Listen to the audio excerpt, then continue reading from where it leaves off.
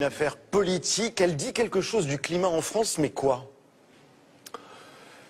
Elle dit que sur toutes ces questions-là, tout ce qui touche aux banlieues, parce que je pense que Benzema est aussi un visage de la banlieue française, à l'islam, au lien entre arabe et islam, tout ça rend la société française éruptive. Et moi, je suis intervenu pour dire que je comprenais le climat, en tout cas le sentiment qu'il pouvait avoir. Vous êtes le seul politique à avoir défendu Karim Benzema et ses propos qu'il avait tenus dans un journal espagnol. Oui, il faut le lire, hein. Il ne met pas du tout en cause Deschamps. Il évoque ce qui me semble être une réalité.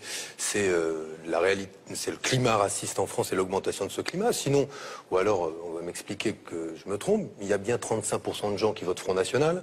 C'est pas le sentiment que ce soit la preuve ou la démonstration d'une belle santé démocratique non, mais d'une belle tolérance. Je pense qu'il y a beaucoup plus de racisme et d'intolérance aujourd'hui qu'hier, qu'il y en a particulièrement à l'égard des Français d'origine maghrébine, il y en a particulièrement à l'égard des musulmans, et que tout ça monte, qu'il y a des responsables à cela, on en accueillera d'ailleurs quelques-uns tout à l'heure, et que c'est une réalité, et que...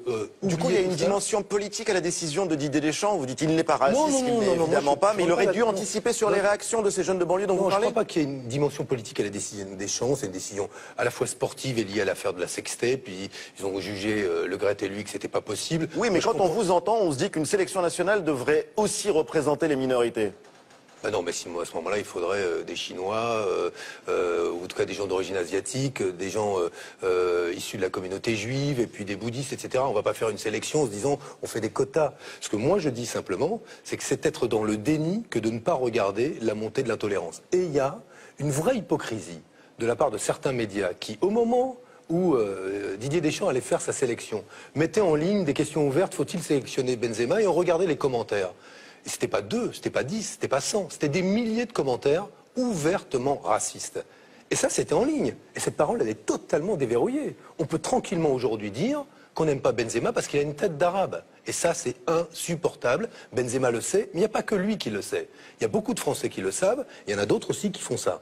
Moi, j'ai plutôt tendance à vouloir garder les yeux ouverts, parce que dans un climat comme celui-là, vaut mieux avoir les yeux ouverts.